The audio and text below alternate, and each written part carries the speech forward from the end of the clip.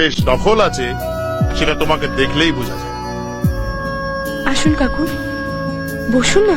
আমি কিছুতেই বুঝে উঠতে পারছিলাম না যে একটা বাইরের মেয়েকে ইন্দ্র কেন ঘরে তুলে এনেছে। ছেলেদের সাইকোলজিটা খুব ভালো বোঝো তুমি। আমার মতো ঘাগু লোকও তোমার নিষ্পাপ মুখ আর নরম স্বভাবে এলোমেলো হয়ে গিয়েছে। ইন্দ্র তো কাঁচা বয়স, বলতে কতক্ষণ। এত বড় বিয়ের অনুষ্ঠান হয়ে গেল, কেউ যদি আমাকে জিজ্ঞাসা করে ডেকোরেশন কে করেছে, ক্যাটারিংটা কাদের, গেস্ট কারা কারা এসেছে, সব বলে, কিন্তু তোমার কথা জিজ্ঞাসা করলে কিচ্ছু বলতে পারবে না। লোককে তো আর বলা যায় না যে আমার হবু জামাই তোমাকে রক্ষিতা করে রেখেছে। পুরুষ মানুষ মেয়েদের রাস্তায় ফেলে আসে না, ভালোবেসে তাদের ঘরে তুলে আনে। কিন্তু কোনো মেয়ে যদি সব পুরুষকে তার ভালোবাসা বিলোতে বিলোতে যায়, তাহলে তার জায়গা ঘরে নয়, রাস্তায়। এই বাড়িতে আমার মেয়ে ছাড়া আমি ইন্দ্র স্ত্রী হিসেবে অন্য কাউকে কল্পনা করতে পারি না।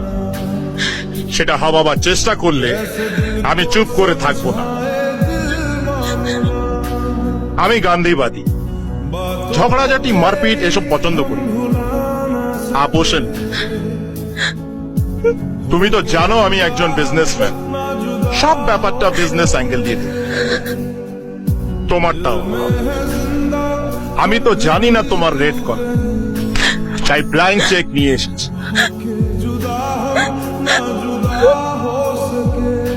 অ্যামাউন্টটা হিসেব করে বসে।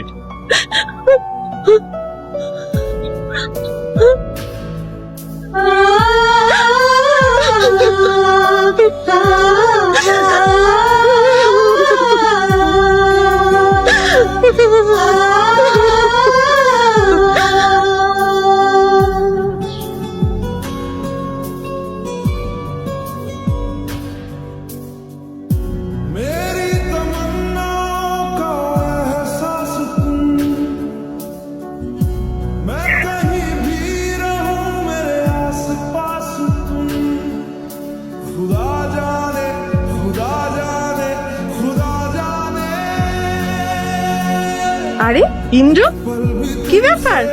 বিনয় চক্রবর্তী কোথায়? আরে কি ব্যাপার, আর সূর্য কোন দিকে উঠেছে? না ডাকতেই আমাদের জামাই ঘরে এসেছে। আমি আপনার জামাই নই, আর ভুল করেও আমার শ্বশুর হওয়ার চেষ্টা করবেন না। কি বলেছেন ওকে? কি বলেছেন? 10 মিনিটের জন্য যদি আমি ভুলে যাই আপনি আমার